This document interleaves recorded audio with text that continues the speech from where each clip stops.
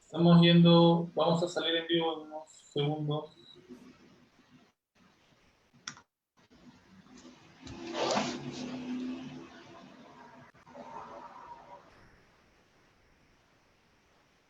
Bueno,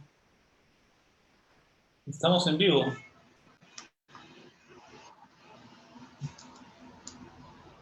Buenas noches.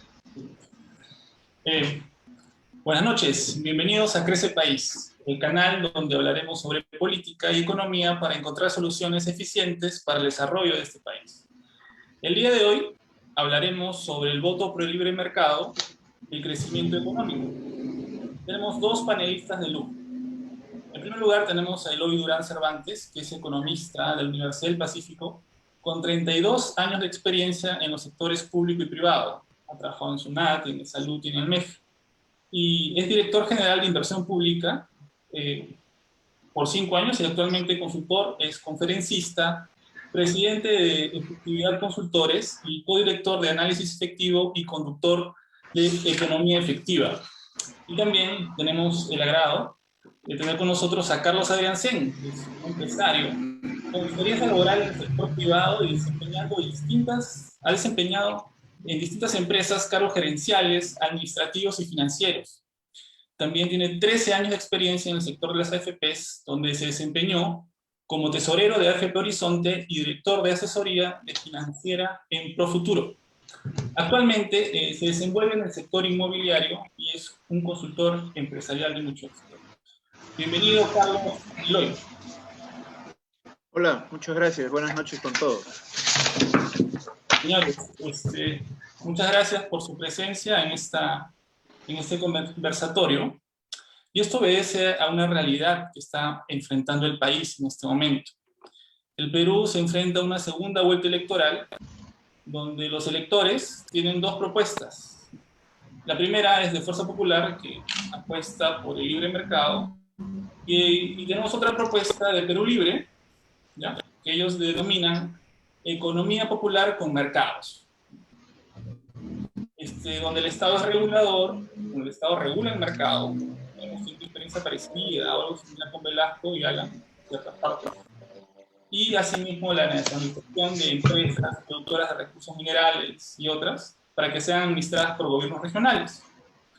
A esto sumamos la disyuntiva que muchas personas actualmente son jóvenes, menores de 30 años, y que representan, según la RENIEC, el 30% del electorado.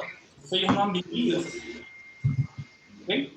Entonces, sumamos a eso también la pandemia, que hace pues que pone en evidencia el sistema de salud en el cual estamos viviendo, que es precario.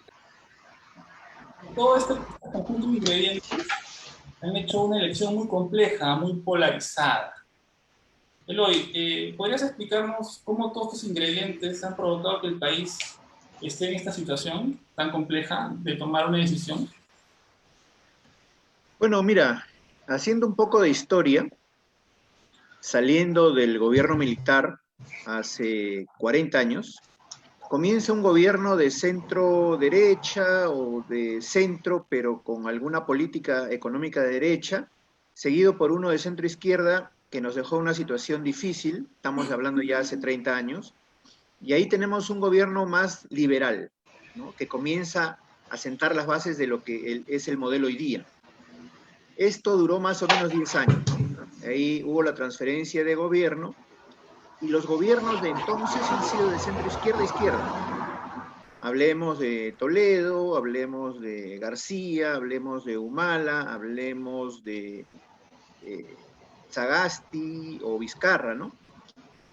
Más tirados a la izquierda, lo cual no los acercaba mucho al modelo. Yo he visto que el modelo no ha funcionado correctamente, en primer lugar, principalmente por el rol tan pasivo que ha tenido el gobierno, ¿no? Porque el gobierno tiene que asumir su rol y tiene que regular ese mercado. El mercado ha funcionado mal. O sea, no es posible que haya una financiera que cobre por interés 212%. Eso no pasa en ningún mercado que esté bien regulado. Claro. ¿No? Entonces ahora ya comienza a regularse desde el Congreso, con muchas limitaciones. Entonces, yo creo que eso es lo que ha sucedido. Y la otra cosa que ha sucedido, este modelo que encarna, como bien dices, una candidata, es un modelo que no ha conocido la gente, ¿no? Porque el Estado ha abandonado su rol regulador. Y el otro modelo, tampoco la gente lo ha conocido porque el electorado es bastante joven y creo que no se acuerda, o sus papás no les contaron, o sus abuelitos no les contaron, que nosotros, Carlos y yo, no sé si tú, hacíamos cola para comprar una lata de leche, ¿no? Porque solo te vendían una lata de leche por persona. Entonces, había que salir a las 5 o 6 de la mañana con los hermanos. No había esa experiencia vivencial de vivir el modelo, ¿no? Es decir, no lo han vivido, es decir, esa es la diferencia, ¿no? Como tú dices, Claro, ¿no? Cola 5 o 6 de la mañana. Se alude a imágenes que la gente no siente familiares, ¿no? Viene un modelo que podría, si no está bien llevado, conducirnos a situaciones similares como Cuba, Nicaragua, Venezuela y hasta Argentina, que es más cercano. Pero en realidad la gente no lo siente así, no lo ha vivido, ¿no? No conoce cómo es eso. Nosotros sí. Mira, yo cuando era joven, cuando ingresé a la universidad, a mí me habían contado la historia del gobierno de Bustamante y Rivero, que fue así, ¿no? Los estancos y las colas. Y no lo creí, simplemente para mí fue un dato de la historia, ¿no? Recién lo vivo yo en la segunda década, en la segunda parte de los 80, y yo sí lo puedo contar, ¿no? Pero el electorado en su mayoría, el que va a votar, no lo ha vivido, ¿no? Entonces no sabe los riesgos a los que se enfrenta en una u en otra opción. Yo recuerdo, justo conversaba con Carlos, uno invertía mucho tiempo porque el Estado administraba esos recursos, gestionaba, digamos, la leche, el pan, los cuadernos, los uniformes. Uno invertía mucho tiempo en cosas tan básicas que uno ahorita va a una tienda, a una bodega y lo compra, ¿no? Como por ejemplo la leche, el pan, el azúcar. La vida era bastante compleja. Carlos, ¿tú qué opinas? Ahora tienes variedad, tienes, tienes variedad ahora, ¿no? Sí, yo recuerdo haber hecho cola con mis hermanos para poder comprar azúcar. Te contaba que en vez de azúcar había que moler la chancaca y así, ¿no? Distintas cosas, ¿no? Hemos vivido momentos muy, muy difíciles que creo que ninguno de nuestra generación quiere volver a vivir y mucho menos queremos que nuestros hijos lo vivan, ¿no? No, y sumado a los apagones, porque todo creo que todo está encadenado, la falta de agua, la falta de luz. Ahora la gente, los niños o los muchachos se deprimen cuando se va el internet, ¿no? Oye, se me logró el módem, llegan al día siguiente. Rubén, un detallito más, el Sí, déjalos modelo, en internet y espera la respuesta. Sí. sí, mira, el modelo además no tiene retorno, porque estamos hablando de cosas que suceden el 8-7, ¿no? Fines del 8-7, por ejemplo, a mediados del 8-8, ¿qué aparece, no? Aparecen las colas en los grifos. Sí. Porque cada día 30, cada final de mes, se sabía que los combustibles se ajustaban hacia arriba, ¿no? Entonces la gente iba los últimos días del mes y había colas de 3 cuadras para llenar el tanque del vehículo, porque si no, comprabas a un precio mayor al primer día del mes siguiente. Y entonces el modelo cada vez se fue complicando más. Y los precios, ¿no? Y se distorsionaron los precios relativos y comenzaron a aparecer cosas muy baratas y cosas muy caras, a veces producto del mercado, a veces inducidas. Por ejemplo, era muy barata la gasolina y se fue sincerando, pero siempre quedó muy barata la cerveza, por ejemplo, ¿no? O sea, ese tipo de distorsiones había. No sé si ustedes se acuerdan al ministro de Economía de Alan, no me acuerdo su nombre, pero creo que cada cierto tiempo da los precios del pollo, de las galletas, de la leche, y determinaban los precios, porque el Estado era regulador del mercado.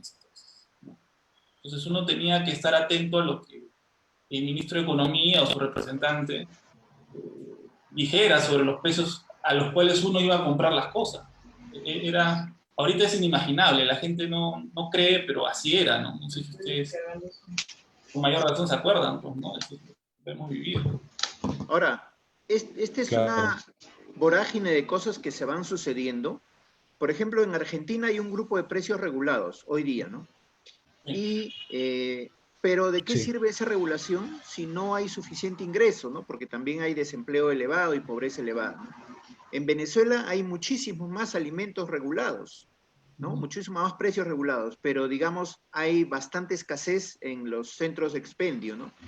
Entonces, ¿de qué te sirve regular si no alcanzas el objetivo, ¿no? Pero a esto te lleva el modelo mal conducido, ¿no? Tenemos que ser muy finos en lo que queremos hacer y lo que vamos a hacer.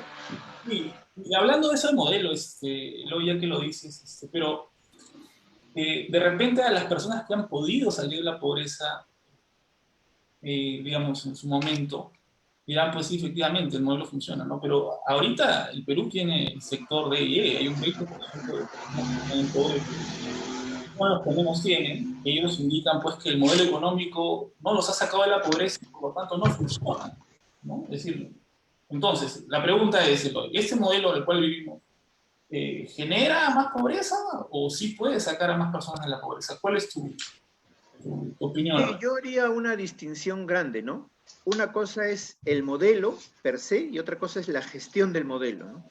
Entonces yo creo que el modelo ha generado algunas posibilidades, por ejemplo Chile, por ejemplo Colombia, que aún todavía necesitan perfecciones, ¿no? En el caso chileno hay algunas distorsiones en servicios sociales. En el caso colombiano, ayer comenzaron unos disturbios por la reforma tributaria que se está planteando. Pero digamos, en el caso peruano, esta falta de regulación del mercado hace que el modelo no funcione cabalmente, ¿no? Entonces, este modelo está hecho para que se genere competencia, para que haya más capitales, para que faciliten la inversión, entonces todas las empresas puedan recurrir al mercado de capitales, financiar su crecimiento, ¿no?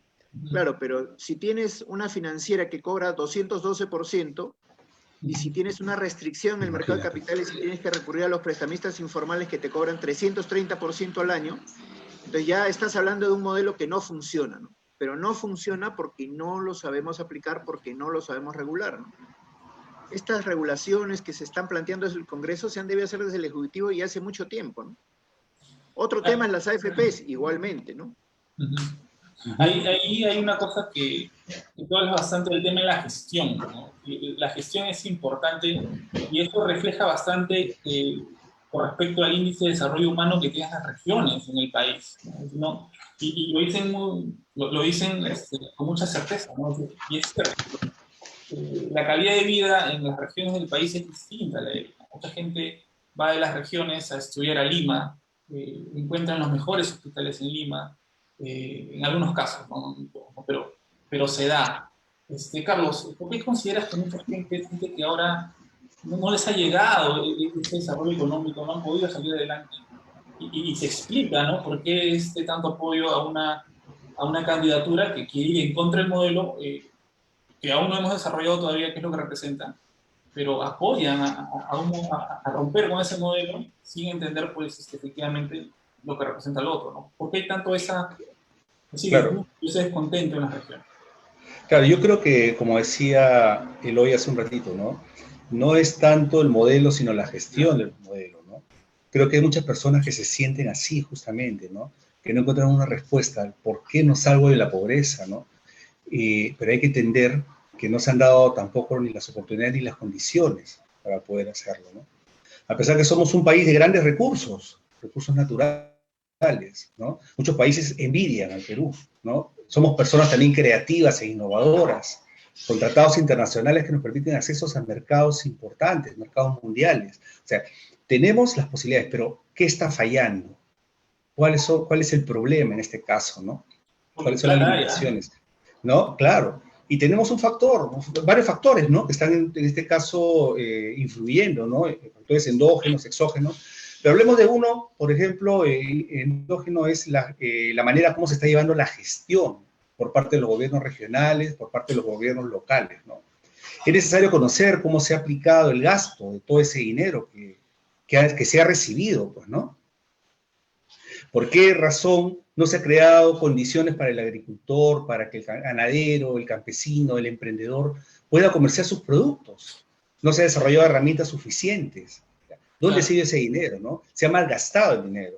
Hay obras inconclusas, elefantes blancos, hospitales, como hemos visto, un hospital parado, ¿no? Y necesariamente hay que mencionar también el tema de la corrupción, ¿no? Hay muchas personas que han sacado provecho de todo este dinero entregado, ¿no? O sea, no podemos cerrar nuestros ojos, ¿no? Yo tengo aquí en mi mano la cantidad de millones que ha sido transferido por canon minero, por departamento, ¿no? Permítame cambiarme los lentes para poder leer mejor. Ancash, 762 millones. Tacna, 341 millones. Arequipa, 248 millones. Cusco, 221 millones. Cajamarca, 189 millones. Y puedo seguir así la lista. Moquegua, 179, Ica, 177, La Libertad, 173, y sigue la lista, ¿no? Pero ¿dónde se ha ido ese dinero? ¿No? Entonces, lo que yo concluyo en este caso es que los gobiernos locales, los regionales, no han tenido la capacidad para poder gestionar y crear desarrollo para su región, ¿no? No había una buena planificación. Y todo esto nos ha llevado pues a una crisis, ¿no? Que actualmente, especialmente en sectores bajos, ¿no? Sectores que están pasando estos tipos de problemas, lo reclaman, ¿no? Y también se les hace ver como si la culpa la tuviese solamente el gobierno central, ¿no? Pero tenemos ahí pues el ejemplo, ¿no? Tenemos presidentes de gobiernos regionales sentenciados, ¿no? Y otros que están esperando también sentencias, ¿no? Y ese dinero muchas veces se ha revertido al tesoro público. ¿Por qué? Porque no se ha invertido. Entonces, esto es un evidente perjuicio para las poblaciones con daños incalculables, ¿no? Y Entonces, es no va como a decía, ser así. ¿no?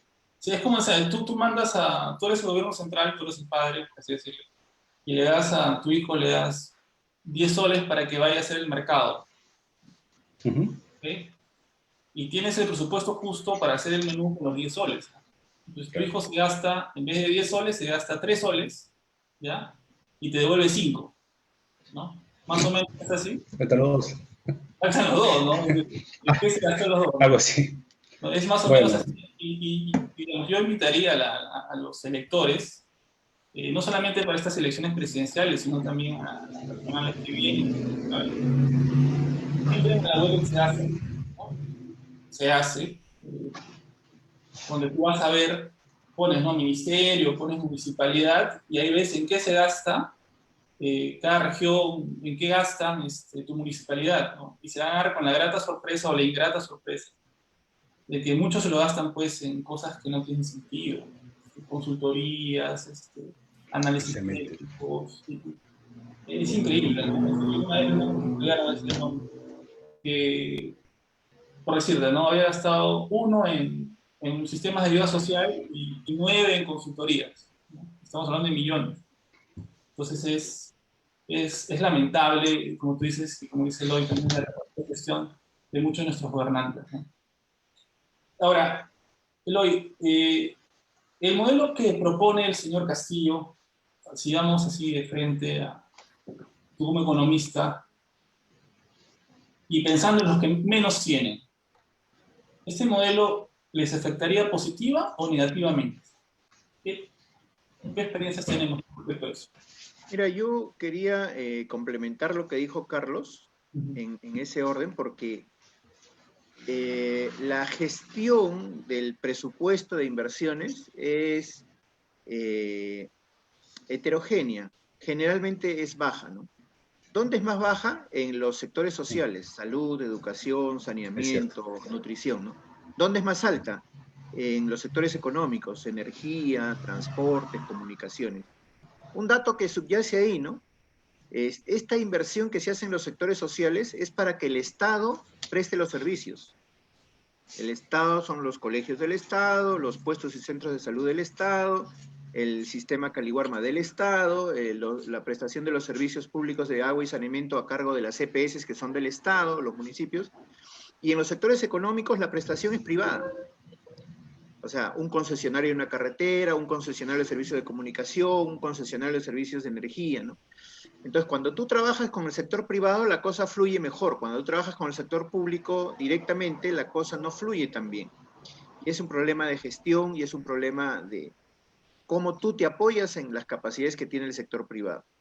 Otra cosa más, ¿no? Como el sistema no funciona, eso es lo que nos están tratando de vender, entonces el sistema tiene que cambiar, ¿no? Y ahora lo tiene que proveer estos servicios el Estado. Pero si el Estado es el que no está proveyendo de forma correcta los servicios, ¿por qué le vamos a dar a él todos los servicios? Es increíble, ¿no? Es decir, ahorita en la pandemia lo estamos viviendo, ¿no? Con el tema de las vacunas. Eh, Estamos a la saga, ¿no? Ahora, yo, Carlos, tú que eres consultor empresarial, estás en el sector inmobiliario, has vivido parte del modelo de Alan, lo has conocido y estás ahora trabajando actual en este modelo económico.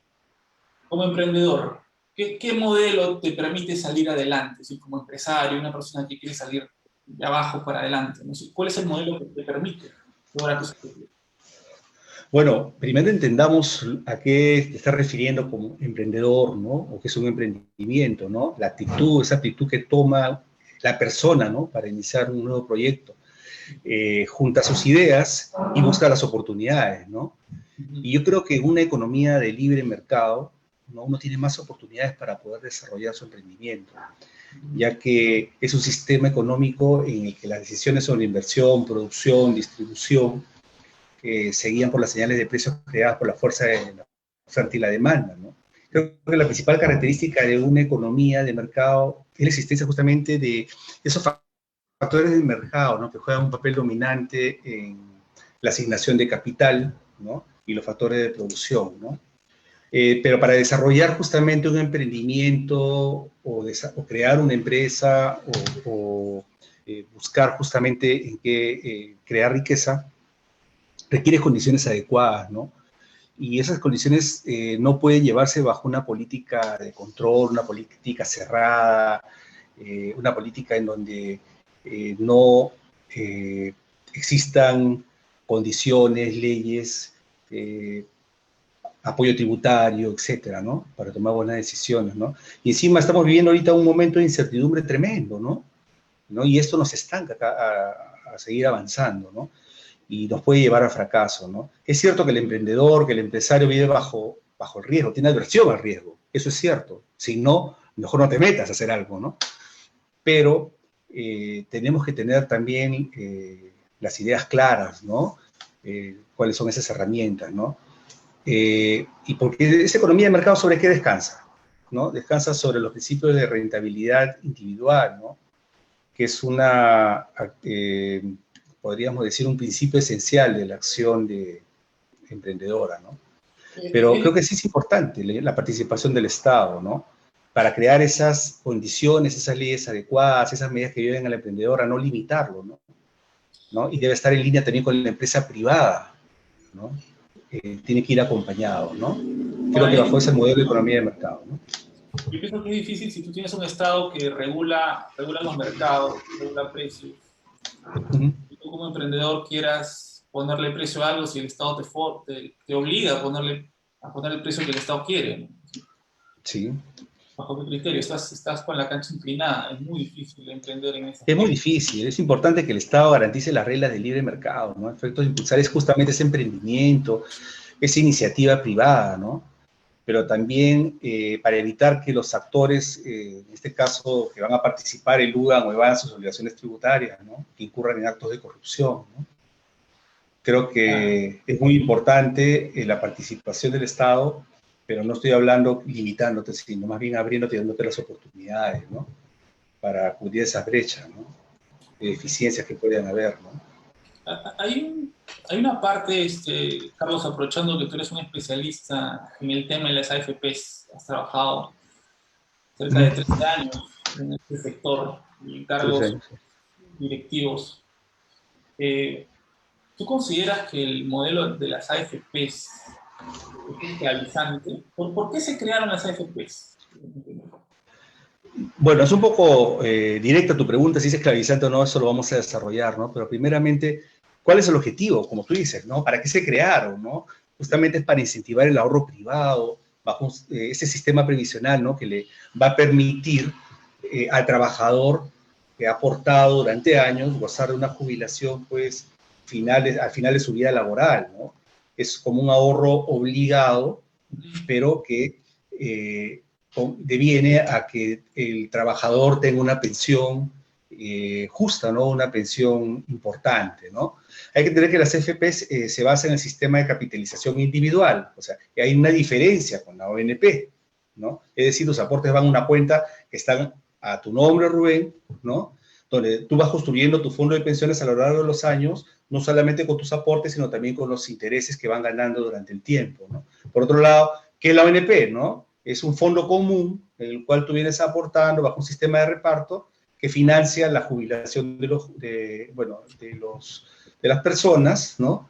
A través de los años, pues ha demostrado una ineficiencia en el manejo justamente de esos fondos también, ¿no? Ahora, hay que tener en cuenta que las AFPs también son entidades privadas que son supervisadas y reguladas por el Estado, ¿no? Anteriormente existía la superintendencia de AFPs, después pasó a ser ya la superintendencia de la SUNAT, ¿no? Por el Estado, y que operan bajo reglas, ¿no? Que pueden, reglas que le dicen dónde debe invertir, hasta qué límites puede invertir, ¿no? Y es muy importante saber eso, ¿no? Porque así como las FPs invierten en distintos instrumentos de renta fija y renta variable, también el Estado o la ley te permite invertir parte de los fondos en el exterior, ¿no? Y son fondos cercanos al 50%, ¿no? Está bien, se buscan los mejores instrumentos donde invertir, pero respondiendo a tu pregunta si es esclavizante o no, yo creo que no. ¿Por qué? Porque te da, primeramente, tú eliges si te quieres quedar en la ONP o si vas a una AFP. No es que te están obligando a hacerlo, ¿no? Entonces, para mí, ese sería el primer punto de si es esclavizante o no. Y cuando estás en la AFP, tú eliges en qué fondo quieres estar, de acuerdo a tu aversión al riesgo, a tu edad, de acuerdo a muchas cosas, ¿no? Claro. Y con respecto a las inversiones de CFP, sí contribuyen al desarrollo del país, ¿ya? Porque pueden crear mejoras en las regiones. ¿Por qué? Porque las CFP no solamente invierten en instrumentos de renta fija, renta variable, también invierten en infraestructura, ¿no? También invierten en sectores como energía, telecomunicaciones, transporte, saneamiento, infraestructura de salud, entre otras cosas, ¿no? Cuando hablamos de inversión, nos referimos a que, por ejemplo, ¿no? El sector de telecomunicaciones, pues, invierten, contratan ingenieros, contratan técnicos, contratan mano de obra, pues para hacer una estación terrena, para poner antenas, radioenlaces, y eso en la región, pues, donde se hace esa inversión, genera empleo, ¿no? Estamos hablando de un sector nada más, si hablamos del sector, pues, de construcción, u otros sectores generan empleos en esos sectores. Y ahí, Eso es importante. esa es la pregunta, ¿no? Porque yo he escuchado que dicen, ¿no? Yo no tengo FP, entonces no me afecta si las FP desaparecen, ¿no? Y todos los fondos se diluyen a un sistema nacional de pensiones como la ONP, porque he escuchado eso. Pues es una propuesta de Perú Libre, ¿no? Y que lo decía claramente como esclavizante, porque así dice en el plan de gobierno de Perú Libre, ¿no? Y acá me gustaría que Eloy esclarezca esto, ¿no? Si nosotros las FPs, este dinero de las FPs, lo diluimos en un sistema nacional de pensiones, como propone el candidato Castillo, ¿cómo esto afecta a los más pobres si es que no tienen AFPs? Mira, justamente el ejemplo de las AFPs es lo que yo decía de la falta de presencia del Estado en la economía. El tema de AFPs está falto de regulación. Efectivamente, como dice Carlos, 50% de los fondos se puede invertir en el extranjero. Podría invertirse 100, podría invertirse 100% en Perú también, ¿no? Habría que ver qué es lo que se quiere hacer. Lo otro, yo tengo mi AFP y la sigo apasionadamente ahora, porque me llama la atención esas fluctuaciones, ¿ya? Pero en mi caso es particular. Yo hace 15 años que no aporto a la AFP. Yo aporté casi 10, ¿no? Y en esos casi 10 años hice todos mis aportes, ¿no? Ahora tengo un fondo interesante. 12 a 15% de mi fondo es lo que yo puse dinero. 85, 87% de lo que hay en mi fondo fue generado por la AFP. O sea, yo no puedo ir contra la AFP, ¿no? O sea, tengo un montón de plata que se ha generado por la administración que ha hecho la AFP de mi plata, ¿no? Ahora bien, es mi plata y hemos estado en una situación difícil el año pasado y se justificaba los retiros. ¿Ya? Yo he escuchado hoy día al ministro de Economía que critica los retiros, pero hay gente, clase mediera, base 5, que ya no tiene presencia en la escena laboral, que necesita ese dinero para comprar, entre otras cosas, para llenar un balón de oxígeno de 3.000 soles. ¿Por qué no lo puede retirar?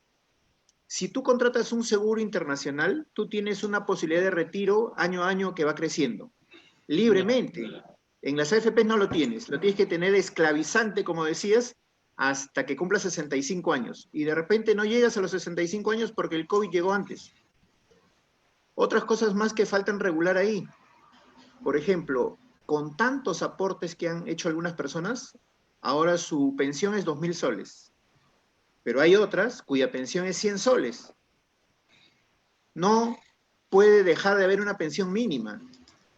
O sea, el hecho de que sea de capitalización individual no quita que pueda ser también solidario. Claro. ¿No? Nos descuentan 13%. Con 13%, que le quiten un punto y que lo manden a un fondo solidario para que haya pensión mínima, para que financie el SIS de gente que no tiene ninguna pensión. Yo estaría tranquilo si me descuentan una parte, o mejor dicho, si dedican una parte de lo que me descuentan a poner pensión mínima o a financiar el SIS. Y otra cosa más, cuando tú contratas un seguro internacional, ellos te garantizan una rentabilidad mínima de 7% al año, 5% al año. Entonces ya ellos han hecho sus estimados y ya tú sabes cuánto vas a tener en el fondo cada año, porque ellos aplican ese promedio y te lo presentan así. Acá no sabes. Y sucede que hay algunos meses, o trimestres, mejor dicho, donde la rentabilidad es negativa. Porque así es el mercado. Mira lo que ha pasado con el dólar, con la bolsa, con los fondos. La rentabilidad es negativa. Y cuando es negativa, te cobran comisión. Y tú pierdes. El único que pierde eres tú, ¿no? Y cuando gana, ganan todos. Entonces, hay que hacer todavía algunas mejoras a ese sistema. Es el perfecto ejemplo, Rubén, Carlos, de lo que yo llamo la falta de presencia en el Estado para cumplir su rol, porque su principal rol debiera ser regular para que el mercado funcione bien, ¿no? Sí, por una parte, pues, generan o gestionan esa inversión pues, en desarrollo del país, pero por otra parte tienen condiciones que son muchas veces injustas para el afiliado del FP. Y eso claro. tiene que mejorar. Yo quería agregar algo, ¿no? Que la reciente experiencia que tenemos en Chile a partir del 2019 y del Perú actualmente, nos puede ayudar pues, a identificar, ¿no?, aquellos aspectos que se pueden mejorar o corregir, ¿no? Como decía Eloy hace un ratito, ¿no? Con algunas propuestas interesantes, ¿no? Pero no creo que debe eliminarse de ninguna manera, porque al final sí beneficia. Si las FPs invierten localmente, pueden invertir para el desarrollo de infraestructura de muchas regiones en el Perú y dar esas posibilidades para que las personas que están más alejadas tengan vías de comunicación, transporte, tengan oportunidades, ¿no?, para poder salir a los mercados, ¿no? Entonces yo creo que las FPs no deberían eliminarse de ninguna manera, ¿no? Excelente. Sí, bueno, sí, hay que... Las FPs tienen muchas tuercas por ajustar. Yo, si tú me preguntas, yo preferiría una FP ante un sistema nacional de pensiones.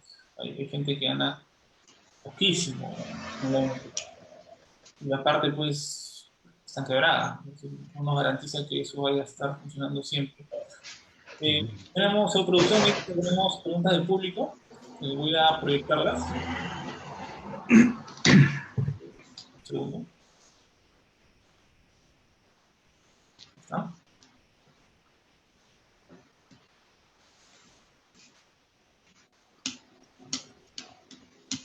Ya está.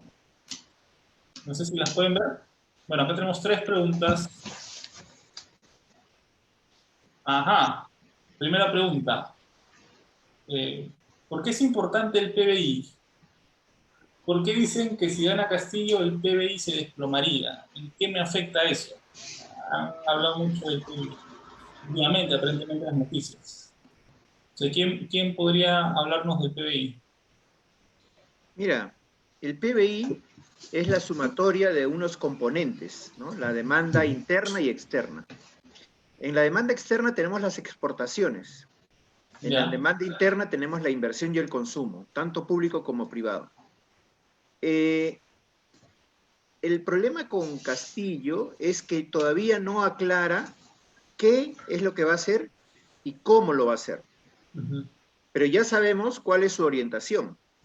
¿Ya? No tenemos muchos ejemplos positivos de que esa orientación nos lleve por buen camino, pero igualmente necesitamos que él aclare las cosas y eso es lo que no está pasando. Entonces se genera una ola de incertidumbre. En Pero, esta ola, perdón, de incertidumbre, las inversiones se han retraído. Entonces, si las inversiones se retraen, el consumo, el PBI no va a crecer, ¿no? Por ahí hay una gran explicación de lo que nuestro consultante está diciendo. ok. Pero el plan de gobierno de Castillo dice que es marxista, leninista, marxista, es decir, sabemos por dónde va, ¿no? Es decir, la ideología en sí del señor Castillo. ¿En Mira, qué sentido? en general lo que se deduce del plan Ujú. es que va a haber un rol más importante del Estado, ¿ya? Pero no está incidiendo en lo que estamos hablando ahorita, ¿no? Un rol más importante en regular, no solamente en eso está el problema. Lo que el plan propone es un rol en los medios de producción, es decir, directamente participar de la prestación de bienes y servicios al ciudadano. Y entonces ahí vienen las dudas. El Estado, como decía Carlos, que no es un buen ejecutor de presupuesto, un buen gastador de recursos, un buen prestador de servicios, ese Estado es el que va a asumir los activos para hacer las inversiones en lugar de los privados. Y entonces va a haber una retracción ahí en la generación de bienes y servicios en el PBI, ¿no? Ahora, digamos, PBI es un concepto muy abstracto todavía, ¿no? Pero si baja el PBI, bajan las inversiones, el consumo, el empleo, el ingreso, sube la pobreza, ¿no? Entonces todo eso genera el PBI. Por eso lo que tiene que hacer el candidato Castillo es clarificar qué y cómo lo va a hacer para generar esa confianza y evitar que se caiga el PBI, ¿no? Ok. El problema es que no lo dice. El problema es que no muestra tampoco cuál es su personal técnico, ¿no? La gente con la que va a trabajar. Entonces no tenemos ideas claras de qué va a pasar en un posible gobierno de él, ¿no? ¿Quiénes son los actores en este caso, ¿no? Entonces, toda esa incertidumbre, todo esto, como decía Luis hace un ratito, retrae las inversiones, eso repercute en el consumo, bueno, pues en cuanto al tema de importaciones y exportaciones también es una incertidumbre completa, ¿no? No, Que justamente por los eso, importaciones y exportaciones son lo que traen divisas a nuestro país, ¿no? ¿no? Y hablan de la renegociación de la deuda externa y todo lo demás. Eso también tiene una implicancia en cómo nosotros nos estemos a negociar pues, con otros países, ¿no? La revisión de los TLCs, Sí. eso también da cierto tipo de temor ante las personas que viven de eso. Ahora, Rubén, Ujú. Sí. eso que mencionas de los TLCs tiene mucha relación con la segunda pregunta, ¿no? Ah, Una Sí. segunda reforma agraria, ¿cómo eso afectaría a la economía? Porque esta persona está ujú. vinculada al agro, ¿no? La Ya. persona que nos ha consultado. Entonces, el TLC es el que ha permitido tirar abajo los aranceles, ¿no? Ujú, Y promovido el comercio internacional. Y ujú, Perú ha sido un gran favorecido. Eh, Perú exporta minerales que ya tenían demanda en su momento, pero ujú, Perú ahora es un gran jugador en el mercado en commodities del agro. Por ejemplo, Perú es el primer exportador de arándanos. Hace 10 años, 11 años, no había arándanos. Casi no había arándanos. Ahora Ujú. somos el primer exportador del mundo, ¿no? Paltajás. ¿no? Con este impulso que ha habido de los TLCs, somos el segundo exportador. Chile es México es un monstruo, ¿no? Nosotros somos el segundo y dejamos lejos al tercero. Y así hay una serie de productos, uva, mangos, granada, granadilla. Espárragos. Ahora último, el kion se ha puesto de moda, el orégano, la páprica, Sí. ¿no? Y luego tenemos otros que eran antiguos, pero que también se han beneficiado de esto. Antes no tanto, ahora sí. Por ejemplo, los quesos madurados, los destilados. Entonces, Perú tiene ahí una buena oportunidad con los TLCs para el agro. Y esta reforma agraria, si no nos la explican bien, yo preferiría dejarla ahí nomás. Mira los efectos que ha tenido, porque se retrajo un poquito la inversión en el cuarto trimestre del año pasado cuando se hablaba de la agroexplotación en lugar de la agroexportación. Ujú. Y entonces ahora, ¿cuál es la norma? No hay norma. O sea, ¿cuál se aplica? La ley antigua, ¿no? Y la ley antigua es desfavorable para los trabajadores. O sea, por qué vamos a desfavorecer a los trabajadores? Mejor hay que favorecerlos. ¿No era más fácil simplemente regular algunos aspectos de la norma? Por Claro. ejemplo, prohibir los servicios. Punto, suficiente, ¿no? Prohibir los servicios. O que los servicios operen en estas condiciones, ¿no? Cuando tú contratas a un service en una empresa estatal, tú le puedes decir al service, mira, yo quiero que a las personas le pagues por lo menos tanto dinero, que las personas tengan todos sus beneficios sociales, ¿no? Que tengan contratado un seguro médico y un seguro contra todo riesgo. Tú le puedes dar esas condiciones al service y si el service cumple, bacán. Pero acá, nuevamente, la falta de regulación. Había un grupo de empresas muy grande, porque Sunafil no los fiscalizaba, ¿no? Que ha contratado servicios y los ha contratado en condiciones que no son deseables. Y entonces, esas son las empresas que hay que castigar. Esa Sunafil es la que hay que castigar. Pero acá se castiga a todo el sistema, ¿no? Y restringe un poquito la actividad. Yo lo que haría sería una reforma hacia arriba, no hacia abajo, ¿no? Y me concentraría en los que están trabajando mal, no en todos. Este, ahí justamente hablamos, si hablamos del agro, hablamos también y creo que también tiene relación con la tercera pregunta, ¿no? Hablamos de la persona, pues, muchos de ellos, digo, no todos, viven pues en las regiones. Y este espectador pregunta, dice, es fácil hacer empresa en Lima, pero en provincias es muy difícil. ¿Cómo el mismo modelo puede ayudarme a salir de la pobreza si me es difícil hacer empresa? No sé, Carlitos, Sí, un poco volvemos a lo que mencionamos hace un momento, ¿no? sí. Son las faltas de oportunidades, la falta de condiciones como para que pueda desarrollar la persona, el emprendedor, su empresa, ¿no? Yo creo que acá ha jugado un rol muy importante de manera negativa la ausencia del Estado y la forma como se ha llevado a cabo la gestión y la administración, ¿no?, de los fondos de las regiones y los gobiernos locales. Es cierto lo que dice la persona que está haciendo la consulta y es muy importante su pregunta, ¿no? Yo creo que el Estado, especialmente el gobierno nuevo que vaya a asumir a partir del 28 de julio, va a tener que preocuparse mucho en su rol de participación, ¿no? Y en lo que es la parte de la regulación también y control. No puede ser de que tanto dinero haya ingresado a nuestras regiones y que no haya sido invertido convenientemente, ¿no? Tanto dinero haya sido tomado por tantas personas, por no decir robado, ¿no? Y resultados, pues, a pesar de que vemos que está el presidente regional preso, los funcionarios y todo, seguimos insistiendo con el mismo modelo, seguimos insistiendo con el mismo sistema, seguimos insistiendo con la misma gente y no cambian Bien. las cosas, ¿no? Acá tenemos a Imsi Capés que dice, me preocupa precisamente el concepto que tiene de intervención del Estado desde el punto de vista de Castillo. Está visto que el Estado no es no es bueno administrando empresas. Es cierto. Creo que es una afirmación, es una declaración pues el modelo que propone el señor Castillo de regular el mercado, ¿no? Intervenir prácticamente los sectores de producción y los que han vivido ese aspecto de esa época donde el Estado puede ser el que gestionaba prácticamente todo, pues sabemos pues, que no es buen gestor, ¿no? No es buen Mira, gestor. tres ideas a partir de esta pregunta y vinculándola a una de las preguntas anteriores, a la tercera. El Estado no es un buen administrador de empresas, ese es uno.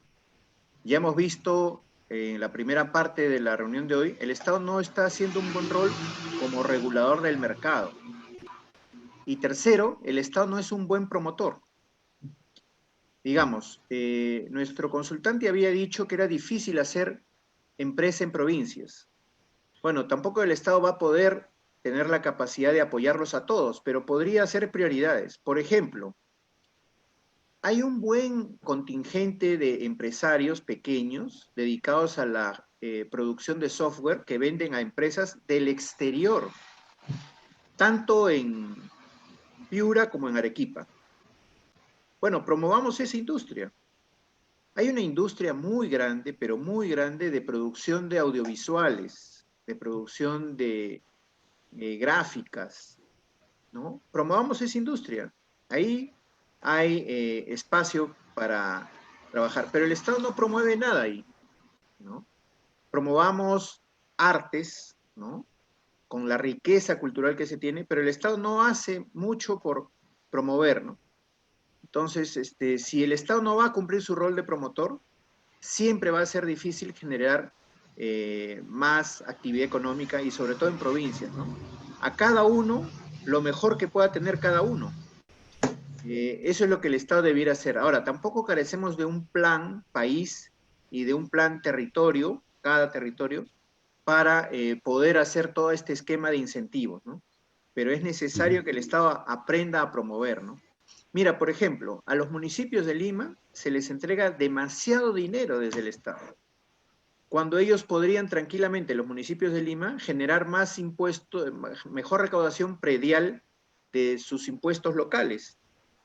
O también se les da presupuesto adicional cuando ellos podrían generar recursos a través de la promoción del desarrollo económico local.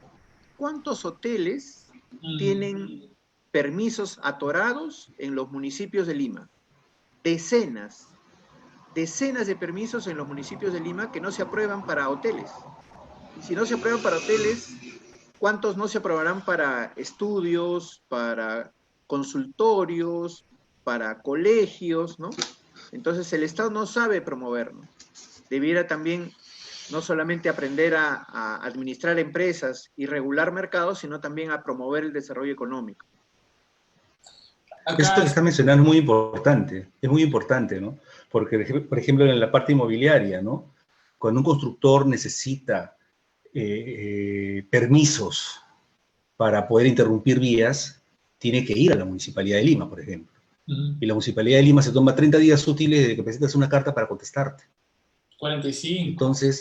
Entonces, y más todavía, ¿no? Tienes que existir. Entonces, no es un buen promotor, no ayuda al empresario inmobiliario tampoco, ¿no? Entonces, es por tomar un ejemplo, ¿no? Porque así, con lo que está mencionando lo de los hoteles, restaurantes, ¿cuántas cosas más? Las reglas del juego están dadas, pero el problema es de gestión, ¿no? Y ya justamente redondeando, para finalizar este bloque de preguntas de esta primera parte, acá hay un espectador está preguntando, el Ministerio de Economía y Finanzas mantiene su proyección de crecimiento del 10%, el Fondo Monetario Internacional ha estimado un 8.5% del PIB para el Perú. Siendo ustedes expertos, ¿qué tan ciertas son estas cifras esperanzadoras? ¿No?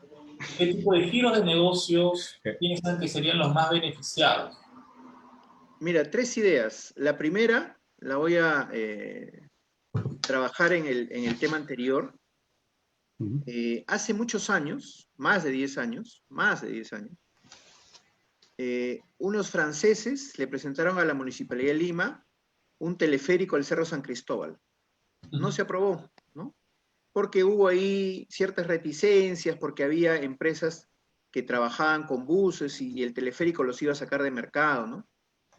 Y estos franceses se fueron a hacer inversiones en 2 lugares, en Cuelap, y ahora Cuelap es el 4º destino turístico del Perú, y en Bolivia, en La Paz, y ahora La Paz tiene la red de teleféricos más grande del mundo, ¿no? Entonces nosotros lo rechazamos y ellos lo hicieron en otro lado.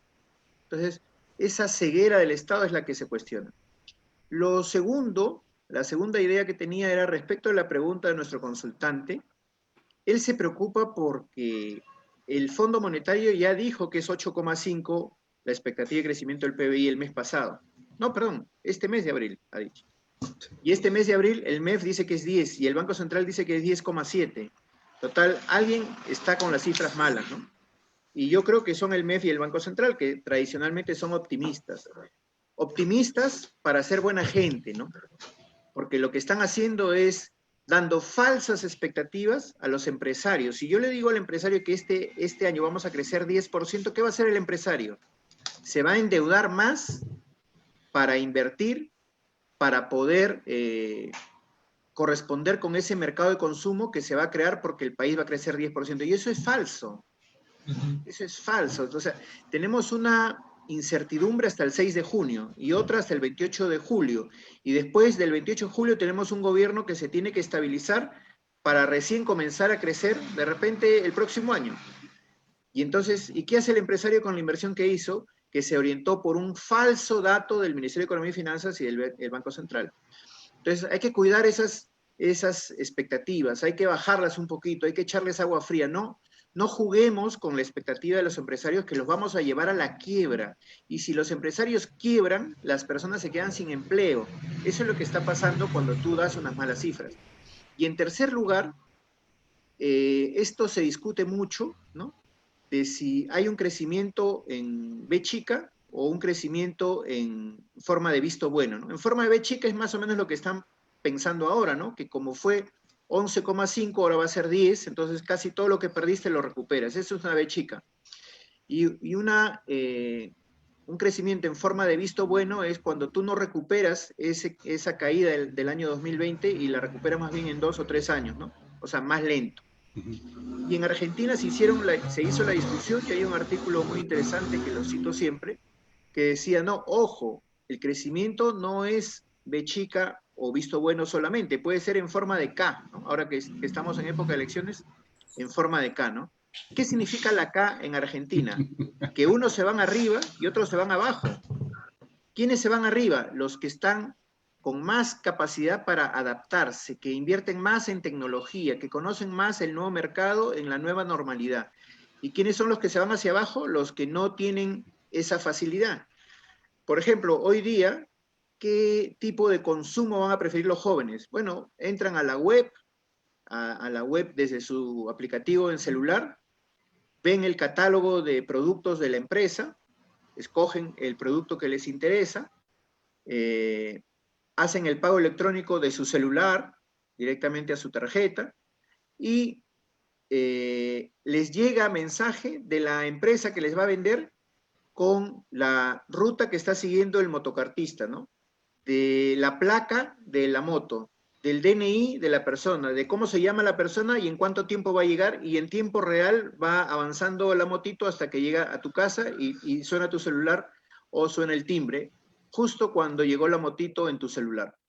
Entonces, eso lo van a hacer los que lo pueden hacer, pero la mayoría de empresas no va a poder adaptarse a eso y va a verse desplazada en muy poco tiempo. Sí, pero inclusive para eso, yo que trabajo en el sector de software, tienes que tener las condiciones adecuadas para poder emprender un negocio de ese tipo. O sea, tienes que tener seguridad, tienes que tener una buena conexión a internet, los precios de los equipos tienen que ser no tan caros, así poder acceder a ellos. Entonces, si por ejemplo, ¿no? La empresa que te brindaba servicios de internet ya no es privada, sino es del Estado y está supeditada a lo que esta empresa bien quiera cómo atenderte, entonces tu producción va a disminuir, va a menguar. Entonces, hay que coincido contigo y también creo que también las personas que están trabajando en el sector de telecomunicaciones y de software tienen que entender pues que también dependemos de esas cosas, pues, ¿no? Si Mira, estamos... dos cositas para cerrar ese tema que Ujú, tienen que ver con el Estado. El primero, cuando la economía es cerrada y cuando el Estado tiene un rol muy protagónico, lo que se genera es una retracción de la capacidad creativa de las empresas privadas. ujú, Entonces, si el Estado lo va a comenzar a hacer todo, entonces yo ya no hago nada. Ya no creo esta modernidad, ¿no? Y lo segundo, nuevamente lo que decíamos antes, el Estado tiene que promover que aparezcan empresas que den buen servicio de conexión, buen servicio de diagramación, buen servicio de generación, buena trazabilidad, etcétera. Hay que ayudarlas a estas empresas y el Estado debe ser la que promueva que estos servicios se den, ¿no? Pero que no los dé el Estado, es correcto. menos aún que los servicios los provee el Estado. Correcto. Ahora, acá vamos a poner el Así bloque es. de preguntas del público y con respecto a las otras preguntas que hemos ido recolectando en el transcurso de la semana mientras hemos ido desarrollando este conversatorio, eh, este, hablamos de inversión, hablamos de empresas grandes, pero las micro y pequeñas empresas que prácticamente son el 95% de las empresas en el país y prácticamente aportan el 50% del PBI, hablando, si nos enfocamos entre las micro y pequeñas empresas, si implementamos el modelo del señor Castillo en una magnitud, ¿qué tan afectadas se verían, sumado a que las grandes transnacionales, como el señor Castillo indica, se irían del país, ¿no? Es decir, ¿cuál sería el Mira, impacto? tenemos ahora una limitada acción del Estado para promover el desarrollo de estas empresas, ¿no? Prácticamente están a su propia capacidad estas empresas tratando de mejorar, pero no es el Estado el que promueve esta asociatividad para que estas empresas pequeñas trabajen más en línea con las empresas grandes. El Estado no está haciendo mucho en ese sentido, ¿no? Es más la iniciativa privada. El Estado debiera promoverla, no la promueve. Hoy día están en etapa de crisis ambos. El sector más grande ha tenido un poco más de participación en los reactiva, el sector pequeño no tanto. El sector grande ha tenido que hacer un sacrificio y ha podido capear el temporal de sus deudas. El sector de las pequeñas y microempresas no ha podido solucionar el tema de las deudas y está ahorita con la soga al cuello. Entonces, ahí es donde debe intervenir el Estado.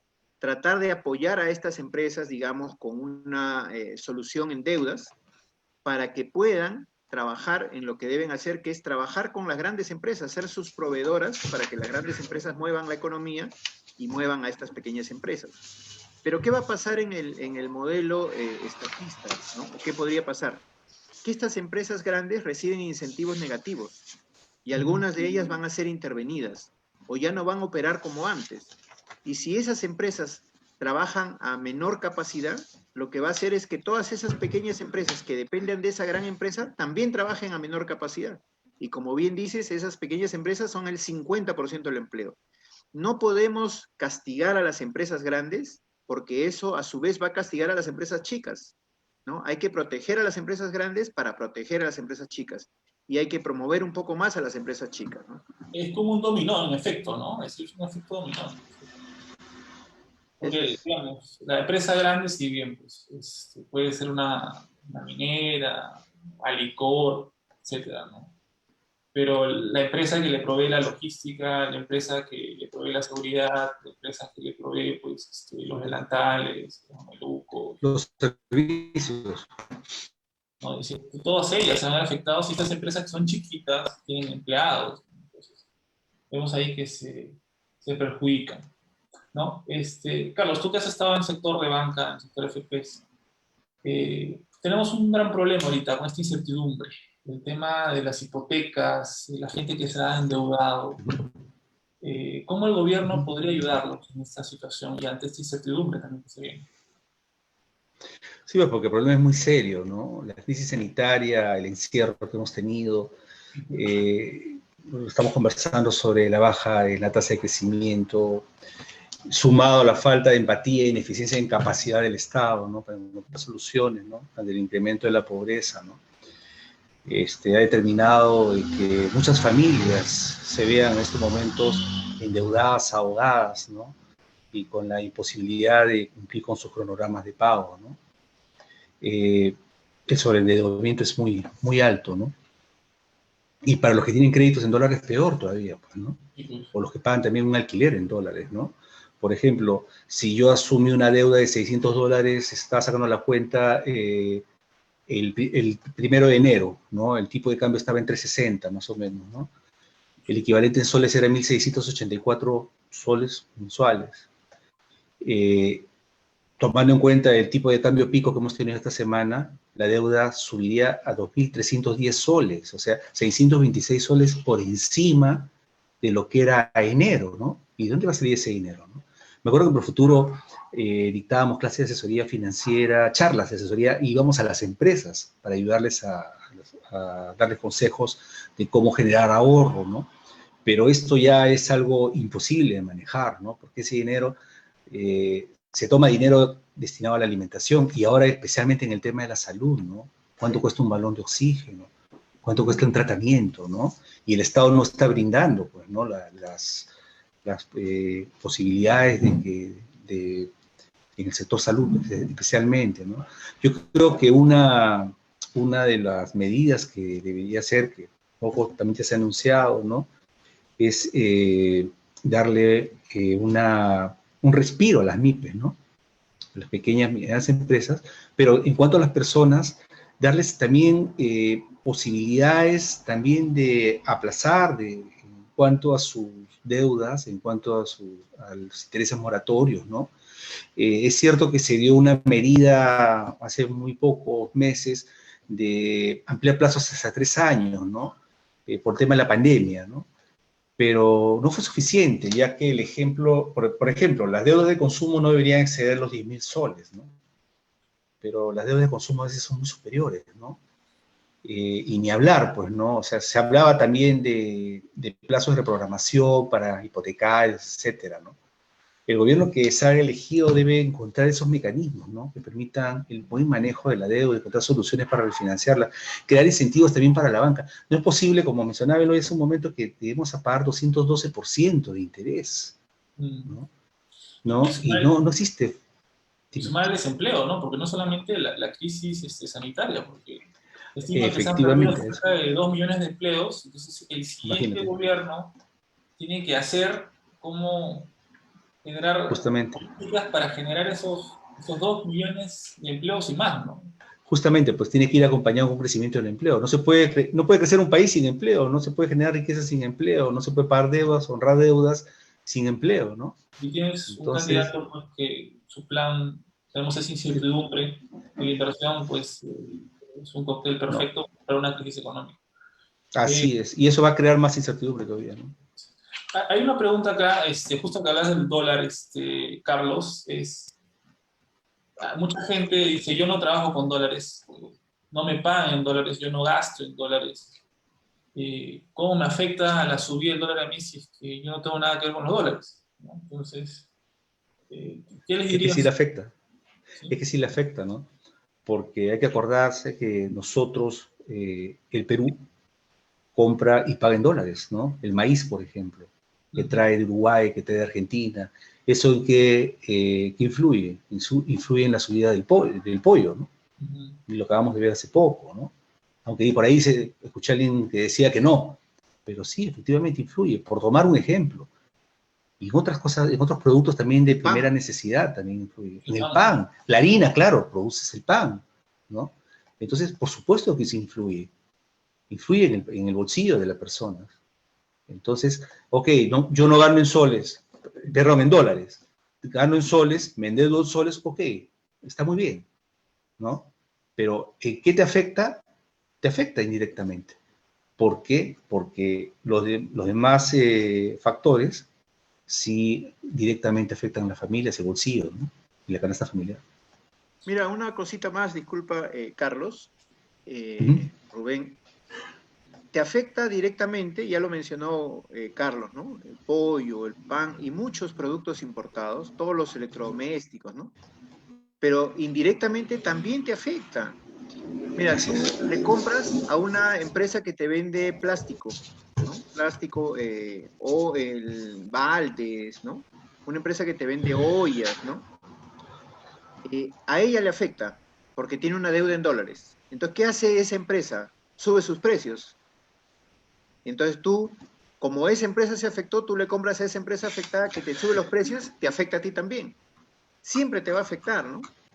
No hay que mantenerse al margen. Esa es la visión a veces autocrática o autónoma que tienen algunos pensadores de que no me va a afectar. Sí te va a afectar. Si no va a ser directamente, va a ser indirectamente. Entonces, ese es un precio que se tiene que entender, que se tiene que controlar. Mucho de eso son expectativas, entonces hay que controlar las expectativas, ¿no? Eh, Mira, hay gente que está esperando que se libere la CTS. Ya se aprobó la semana pasada, la CTS. El 100% de lo que tienes en la CTS lo puedes retirar, ¿no? Y no lo vas a retirar necesariamente para pagar deudas, porque además nadie me entiende a mí que yo soy el poblador. Yo tengo deudas con el colegio, yo tengo deudas con el hospital, ¿no? Y no las puedo pagar, ¿no? Y ahora que salga la CTS, ¿qué voy a hacer? Algunos de ellos van a retirar la CTS teniendo o no esas deudas y van a comprar dólares, porque ese es el precio que se está moviendo, porque me va a afectar si yo no compro dólares. La AFP la van a aprobar en estos días por insistencia, ya no que se retire el 100%, pero sí las 4 UITs. ¿Y qué va a hacer la gente con esas 4 UITs? Unos pagarán deudas, otros comprarán dólares, ¿no? Y luego, cuando vengan otras medidas que impulsen el gasto, la gente va a seguir comprando dólares. Hay mucha gente que ya está haciendo planes para migrar y por ahora planes para irse a vacunar. Y para todo eso necesitan dólares. Entonces, el dólar tiene muchos estímulos hacia el alza si no lo sabemos entender y controlar, ¿no? Definitivamente, hablando de control, ya introduciendo esta palabra, ya para redondear la idea del Estado, ¿cómo debería intervenir realmente el Estado? Es decir, como un Estado regulador del mercado o como un Estado que sea un fair play, un árbitro en este libre mercado para promover que se puedan generar más inversiones, ¿sí? Mira, yo creo que a mí me gustaría más un Estado adecuado a la realidad del Perú. Porque lo que hemos tenido es un Estado más bien regulador en el sentido de que da las normas, pero no regulador en el sentido de que ve cómo mejorar el funcionamiento del mercado y lo ha dejado flotar al mercado. El mercado se ha manejado libremente, ¿no? Por ejemplo, esta ley del Congreso para que el BCR fije una tasa de interés tope, que hoy día la ha fijado 84%. Pero ¿por qué no lo hicieron antes? ¿Por qué no lo hizo antes la Asociación de Bancos? ¿Por qué tengo que esperar que el Congreso varios años después lo haga? Y de repente no bien. La Asociación de Bancos ha debido autorregularse, el Estado ha debido forzar a que la Asociación de Bancos se autorregule. El tema de las AFPs, ¿no? ¿Por qué no ha hecho las propuestas la Asociación de AFPs? ¿Por qué tiene que hacer las propuestas el Ejecutivo, el Legislativo, ¿no? Entonces, ahí me parece que necesitamos contribuir a que los mercados se regulen mejor para que funcionen mejor, ¿no? No le pidamos al modelo que haga cosas que no va a poder hacer, ¿no? Me dicen que, producción, me dicen que hay más preguntas del público, solo para, sí, hay más preguntas del público, voy a compartir la pantalla. Vamos a... Último bloque de preguntas, ya para ir cerrando. Esta pregunta ya la resolvimos. Ya. Siguientes preguntas. Si hemos tenido puros gobiernos de derecha capitalista, ¿por qué uno más supondría una mejora para el Perú? ¿Quién quiere responder esta pregunta? Creo que no. Mira, una reflexión breve nada más. No es verdad que hemos tenido puros gobiernos de derecha capitalista. La tendencia de los últimos gobiernos, este siglo ha sido de izquierda, centroizquierda, ¿no? Toledo, García. García, centroizquierda, pero se movió más a la derecha. Después ha venido Humala, Vizcarra, Sagasti, todos hacia la izquierda. Ha habido algunos gobiernos más de derecha, o que parecían de derecha, digamos, PPK y otros, ¿no? Incluso el mismo Fujimori. Pero no es correcto decir que ese sido un gobierno de derecha capitalista, porque los mercados no funcionan bien. Lo que sí deberíamos decir es que ese ha sido un gobierno de derecha mercantilista, ¿no? Porque hemos dejado que los empresarios grandes se beneficien sin regular suficientemente bien los mercados. Lo que hemos tenido más bien es un gobierno inoperante, ¿no? Que no ha sabido cumplir su rol de regulador, que ha dejado que el mercado funcione libremente y mal. Entonces, si el Estado ha sido el principal responsable de que los mercados no hayan funcionado bien, le vamos a dar al Estado ahora la posibilidad de que maneje todo el funcionamiento de la economía. Yo lo pensaría bastante, ¿no? Sí, ¿no? Muy complejo, Definitivamente. ¿No? Claro. Acá hay otra pregunta bastante interesante. Dice, la industria nacional tiene poco o nada de apoyo, no la toman en cuenta. Solo las grandes empresas y con signos de exclamación. No es una afirmación, ¿no? Ahora, en general, la empresa nacional no está siendo bien vista desde el gobierno territorial, ¿no? Te pongo un caso que lo estudiamos hace algunos años en un departamento costero, ¿no? Como costero, pesquero, ¿no? ¿Cuántos proyectos para mejorar la actividad pesquera se hizo en ese departamento en 5 años? Ninguno, y tenemos alcaldes provinciales, distritales, gobierno regional, hasta el mismo Ministerio de la Producción. Ningún proyecto para la actividad pesquera en esos 5 años en ese departamento costero. Y entonces, ahí está el problema. O sea, si desde el Estado no somos capaces de ver cuáles son los sectores en los cuales debemos intervenir, ahí está el problema, ¿no? No hemos sabido responder a lo que se necesita hacer, ¿no? Es lo que decía Carlos en un principio, ¿no? Si la gestión de las regiones, con respecto al dinero que le dan, no saben identificar dónde realmente deben invertir ese dinero, ¿no? Si ellos identificaran los puntos clave donde los factores para generar más empleo, más trabajo, pues sería genial, ¿no? Es decir, generar una industria, de repente, o bien una industria en general, pero parece que no lo están haciendo y es evidente. Tenemos otra pregunta que dice, ¿cuál sería el impacto económico si retiráramos el 100% de las AFPs? Carlitos, ¿por qué se pregunta para ti?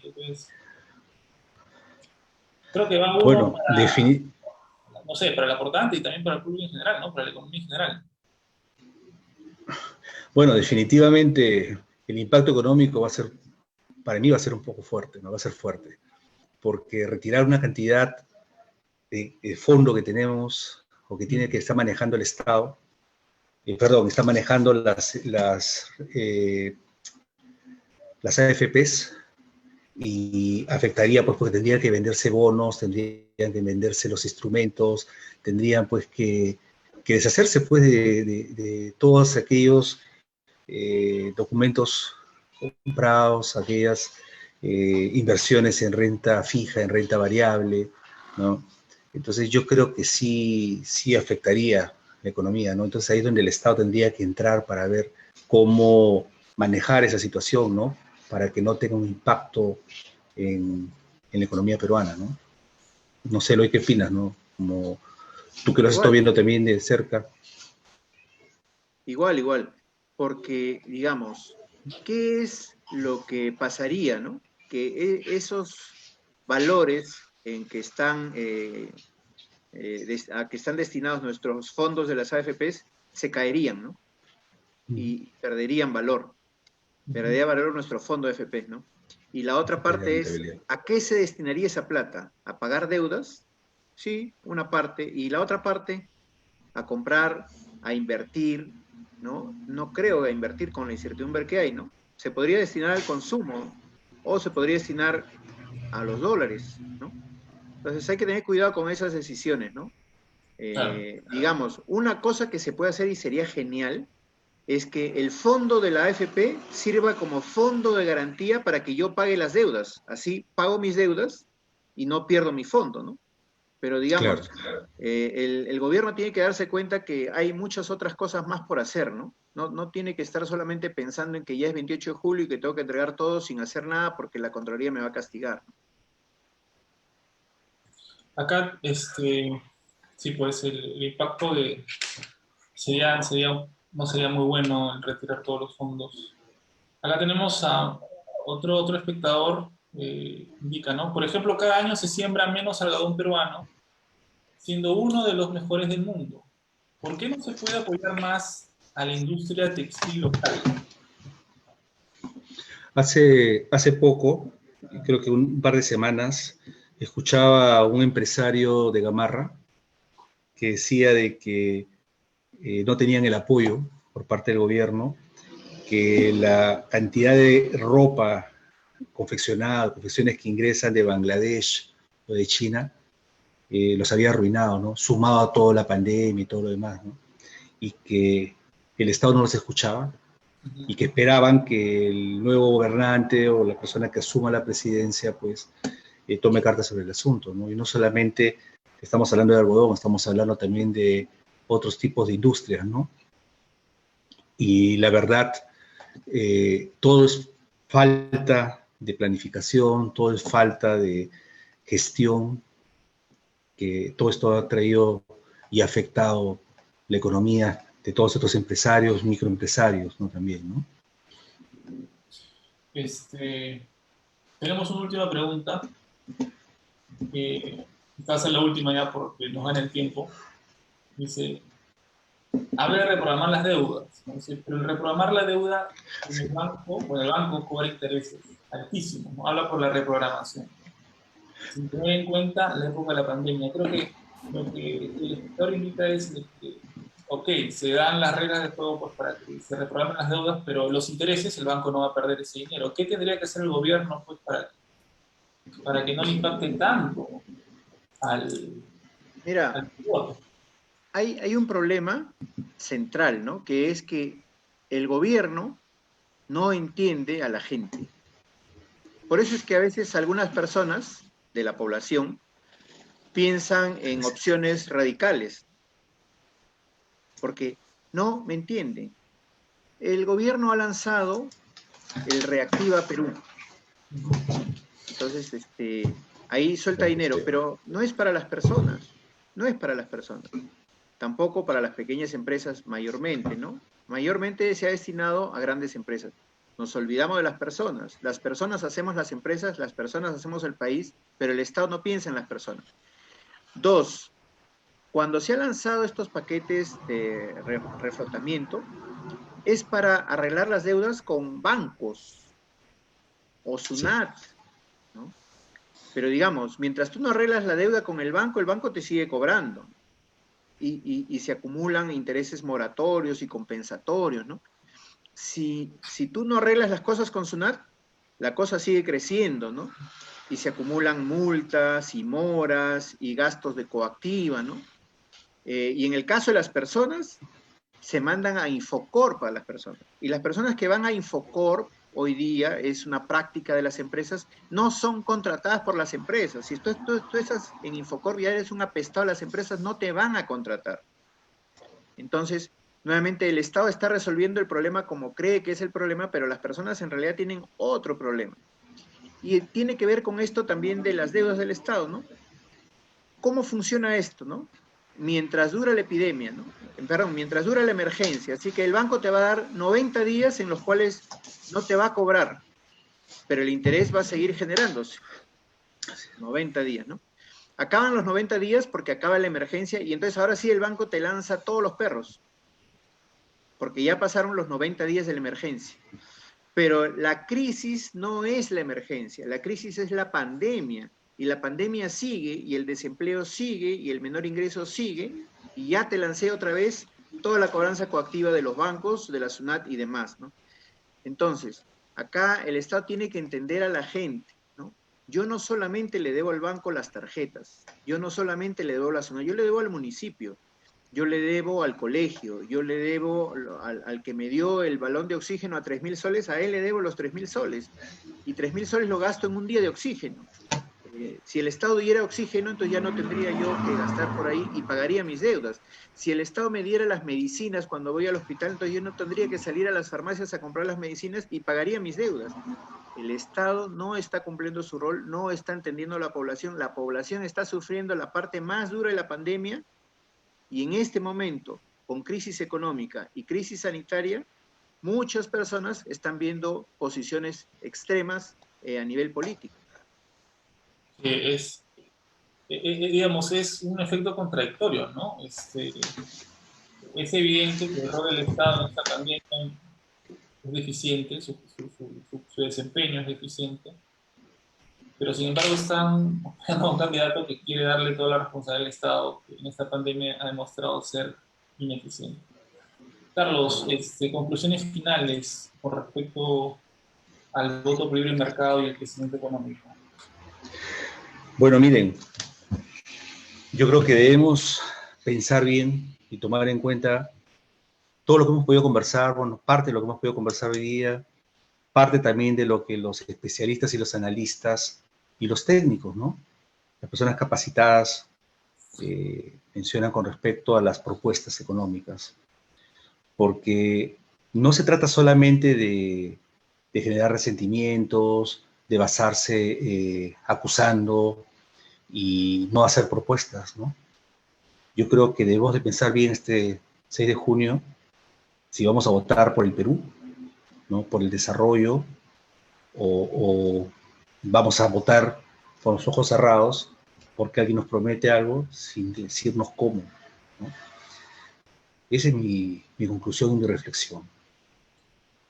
Eloy, ¿qué le dirías a los electores? Yo les diría un comportamiento más racional, ¿no? Digamos, el modelo económico al que se alude no va a cambiar de la noche a la mañana. O sea, la SUNAT va a seguir cobrando, los bancos van a seguir cobrando, los acreedores van a seguir cobrando. Entonces, lo primero que tengo que hacer es manejar mis deudas, tratar de ir resolviendo ese tema, ¿no? Lo segundo es priorizar el consumo, ¿no? Tomar buenas decisiones desde ese punto de vista, primero de la casa, ¿no? Y ya para el país, tratar de entender qué es lo que nos están promoviendo, ¿no? No es todavía auspiciosa ninguna de las dos propuestas. En un primer caso, nos prevén fortalecer el modelo. El modelo no se tiene que fortalecer, el modelo se tiene que mejorar. Ya esta semana han comenzado a dar algunas cosas interesantes para mejorar el modelo, pero tiene que ser mucho más para yo confiadamente ir el 6 de junio a tomar la mejor decisión para el país. En el otro caso nos están diciendo vamos a empezar de nuevo, vamos a hacer un tablero diferente. No es seguro que eso funcione, ¿no? No encuentro en la realidad cercana ejemplos de que haya funcionado. Y menos aún me siento más confiado en esta posición si es que no me dicen qué van a hacer y cómo lo van a hacer, ¿no? Entonces, sigamos exigiendo definiciones, explicaciones a ambas propuestas y aquella que me logre convencer de las mejores propuestas, apoyamos decididamente el 6 de junio. Muchas gracias, Eloy. Les agradecemos. Eloy, te agradezco, Carlos, te agradezco por su tiempo, por su conocimiento, por resolver las preguntas del público. Estoy seguro de que van a pensar, van a reflexionar, van a utilizar este video, esta transmisión, pues, para tomar una decisión racional, no emocional, sino racional, en base a las propuestas de los candidatos que sean muy viables, y puedan, pues, pensar en su país, ¿no? No solamente en su país, sino también en su familia, en sus hijos, porque eso es lo que vamos a hacer este 6 de junio, decidir el futuro del país. Asimismo, agradecemos a los espectadores que se han conectado esta noche. Agradecemos sus preguntas y su atención. Y les pedimos, pues, que se suscriban al canal, pues, para que reciban las notificaciones de las siguientes emisiones. Muchas gracias, Carlos. Muchas gracias, Eloy. Gracias. Buenas Gracias. noches. Buenas noches. Buenas noches. Buenas noches.